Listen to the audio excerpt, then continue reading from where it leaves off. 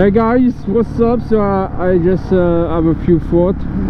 Was it worth to move here 2.5 years ago, and then I decided, you know what, let's make a vlog for this channel, because I haven't vlogged for a long time. It's gonna be like an update. Is it worth it to move to 2.5 years later?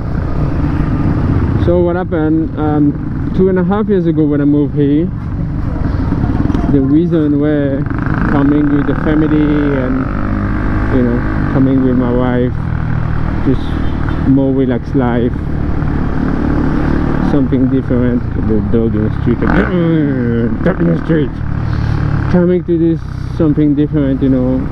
So I get a job in a hotel. I'm a chef, and first thing people told me, oh, you go a local package, you stupid, you know, what's the point to even move there? I don't understand. And then this and that. Some guy even told me that Philippines was shit, I should move to Costa Rica or whatever. It's just like whatever, the F.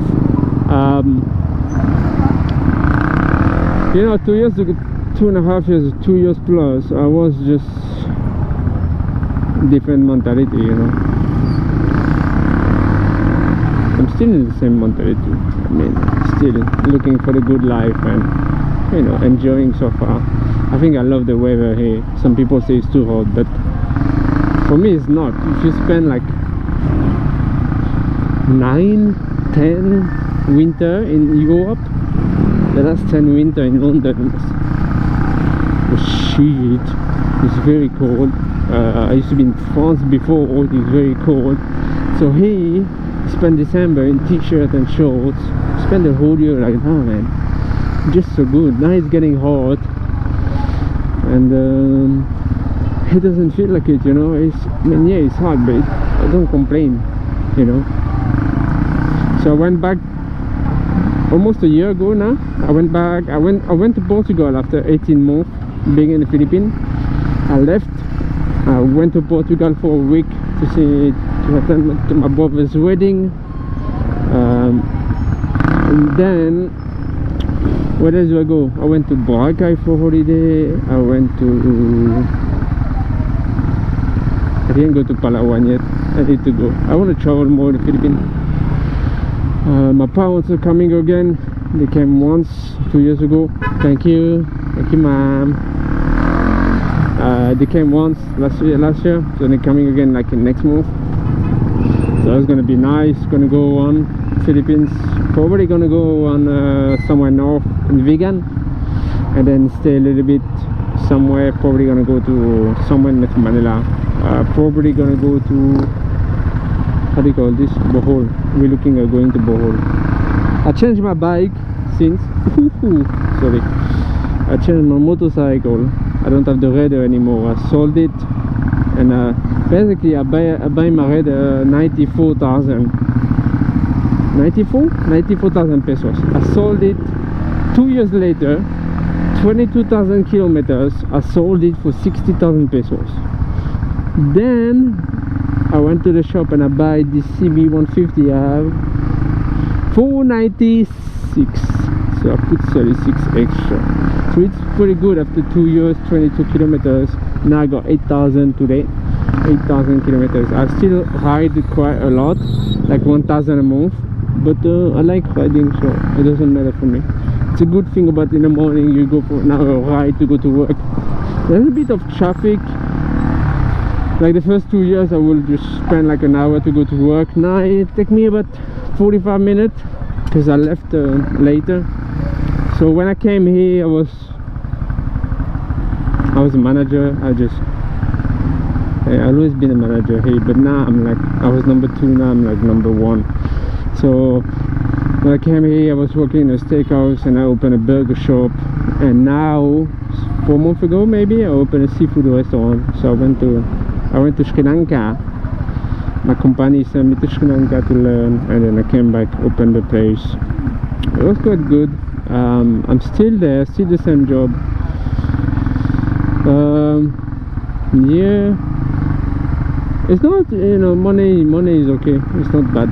Probably what the Brit in the Philippines get is retirement. I probably get twice of what he get, you know, probably more actually. But it's not bad, you know. People will talk and be like, oh, you know, this shit money, you shouldn't work for this, you should ask for that. Like when I came, you know, people were like, you're not an expat, why are you not an expat? You should ask for expat this and that. And then no one know how much I actually really get money I get, and no one know why I move here. It's not because of the money, it's to have a relaxed life with family. And now I'm looking at it and I'm like, I could get much more money in different places, but I wouldn't have the same good life. But then at the same time, you know, we all know money is important, right? So it's a bit a line between, and I'm just not really sure where to go at the moment, because yeah, you know, if I move to China, for example, if I need to China with my position now, I can earn up to, like, you know, 250,000 pesos a month with a condo. Yeah, 200 to 250 with a condo, and not paying any tax. I could do that. But I don't want to go to fucking China. No, I like here, so whether I stay in the company for now, or I don't know, or whether I move outside Manila, I want to stay here for now.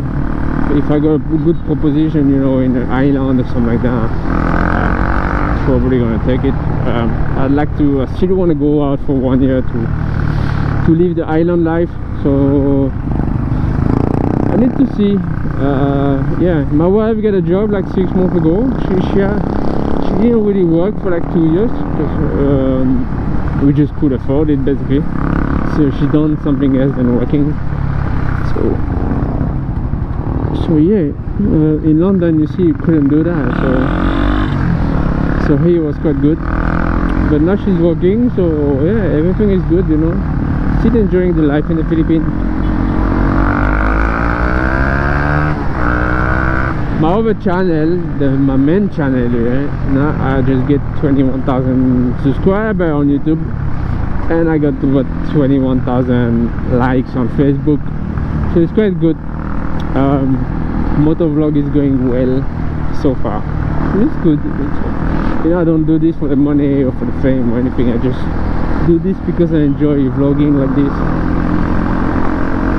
So yeah, moving to the Philippines, well, I have a very different way to see things compared to some expats in the Philippines. You know, I know some people who get a lot of money here, and then I know some people who doesn't get a lot of money. And you look at, I haven't looked actually for a long time about Philippine expat channel on YouTube, but Peter Vanderberg finally fucking left the Philippines. That's good. He's a fucking dickhead anyway. I was hoping somebody actually beat him up before he left, or he get arrested. That would be funny, because the guy's a dick. Whatever you think here, whatever you guys say, he's a dick. He's a fucking dick. That guy, seriously, just the way he was talking about OFW, like you a prostitute and this and that, man, I wish I would just, someone met him, you know, and just fuck him up for that.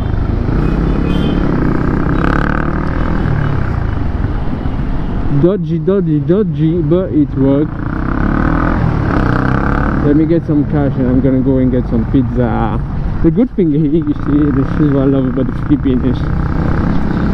In London, I can go and get a sandwich and get, yeah, a meal here and there, no problem. But not like, you know, he is like, whatever I want, I just go and buy, kind of, you know.